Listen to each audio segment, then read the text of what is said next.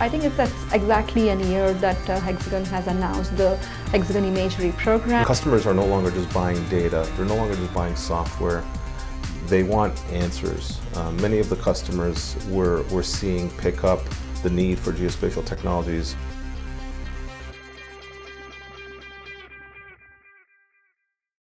I think that's exactly a year that Hexagon has announced the Hexagon Imagery Program, and you have started partnering with Airbus Defense. You also have partnerships with Skybox Imaging, Black Sky and Global, and several other companies, including Esri for partnerships with content and also the platform for content. Yes. So why is Hexagon pretty keen on becoming a data provider as well? Because it's traditionally been a software and a solution provider. Yeah, I think using analogies, I'll use the wind turbine or the windmill concept, which of course we as Hexagon Geospatial use quite a lot.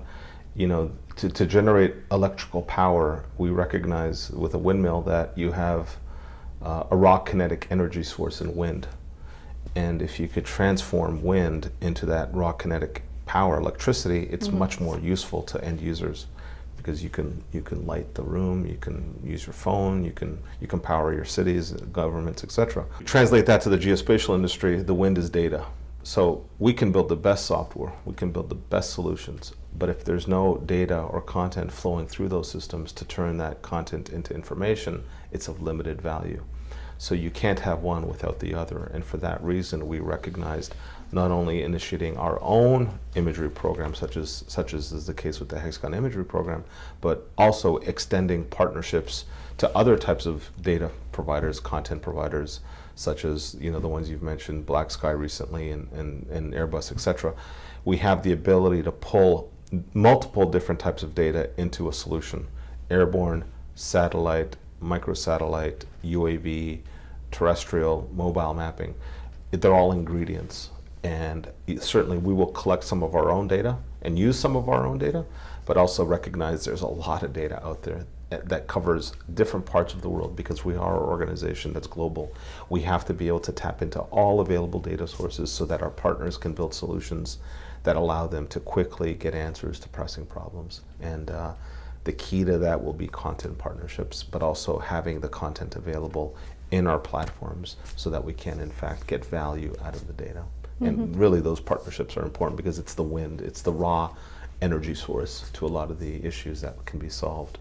And when you apply software to data, you get something new. You get a derivative capability that's even more beneficial and more valuable.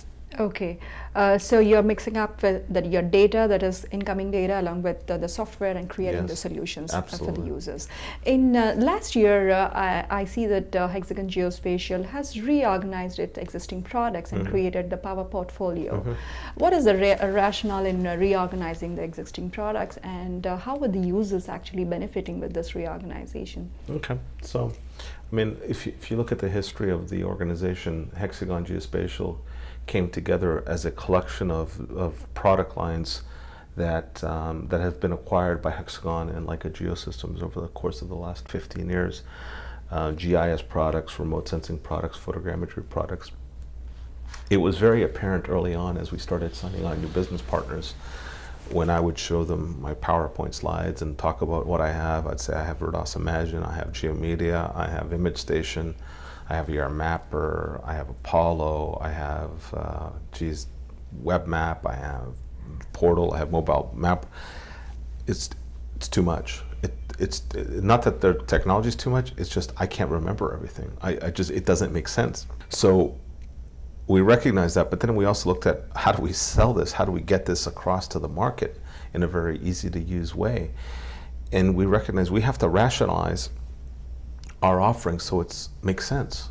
And going back to the windmill concept of 3 windmills, energy, data being the fuel, but we start with the ability to produce data. That's the producer suite, largely desktop products that cover GIS, remote sensing, and photogrammetry. And we sell it like that. We sell annual subscriptions to the producer suite, either as a perpetual license or online. So it's a lot easier to sell and use. And they look the same. They have a ribbon interface. So the producer suite, you can put a box around saying, this is for customers, professional customers who want to produce geospatial information or content. Very traditional market user base, etc. And then we said, okay, once these same organizations produce data, there's a lot of data out there. What do they do with it? Well, they got to get it into people's hands. How? They have to provide the data. So that's where we took Apollo and some of our compression and delivery capabilities and said, well, these products produce, take the results from the producer suite and provide it. So that's the provider suite. We can provide data as a service to other applications. And then it's not good enough just providing data, you have to use the data for a solution.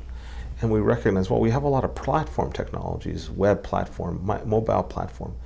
That's the platform suite, the power to build solutions that use the data that's provided to them and then deliver custom value-add solutions. So we ended up with the producer suite to produce data, the provider suite to provide data, and the platform suite to build solutions that use the data. So that was the rationale, and honestly, it's been very well received, and it just makes sense for our partners, for our customers, and we also sell them that way. So it's a lot easier on the organization and for our market and our customers, and it's really been a very successful and win-win strategy. I think Hexagon Geospatial is making it very, very easy for the customers to use this complicated technology. Absolutely. And you talked about map is not an end in itself, Yeah. But map definitely is the building block for solutions. Yeah. So how do you see and where do you see Hexagon playing a key role in evolving this map and the basic building blocks of solutions to be more intuitive, to be more user-friendly going forward from now? I've referenced this during the keynote at Hexagon Live. And we talk a lot about what is the, and I know there have been some articles on this topic, what is the map of the future? Map of the future. And I made a pretty bold statement at the conference, and I've said it other times too. I don't think the map of the future is a map. Because a map, if we look at the several last generations of mapping and the associated economy of those times, a map is, regardless of whether it's a paper map or even a digital map, a map is static. It reflects a picture of what was, okay, very philosophical, of what was. I believe the map of the future, it has to be dynamic, it has to be fresh, it has to be alive. It has to communicate with me, not me communicate with them. I shouldn't have to pick it up and then infer something, a relationship from that map. The map of the future has to be something that makes sense, something that communicates with me. And I use the word alive. It has to be alive. It has to be connected. It has to be portable. It has to travel with me, right? And I don't think it's a map, because a map constrains us to a box, and the world's not a box.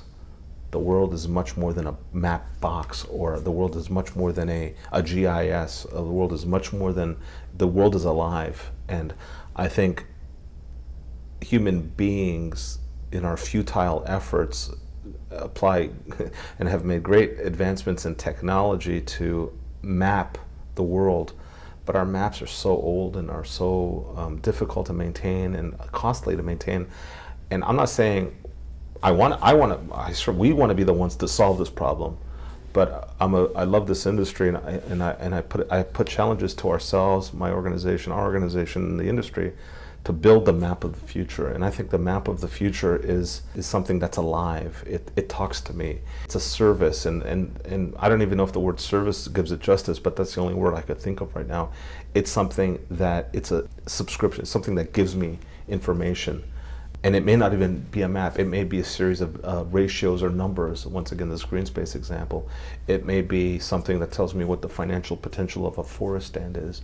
It may be something that says you got to go to this building because there's a fire here, and there's so 4 children trapped in this room, and they're on the 4th floor. And I don't need a map, right? But it's location-based intelligence, and I have to be able to get it dynamically. And the time is now, because once again, and Hexagon's very well positioned because we have the sensors needed to collect the data, content partnerships with microsatellites and all these new sources to feed these engines. We have the ingredients to make the map of the future. And it's not a map. It's because a map is a box. It's much more than that. It's an information service that gives us answers. And part of what we're now working on is to define the map of the future is something called we call smart maps.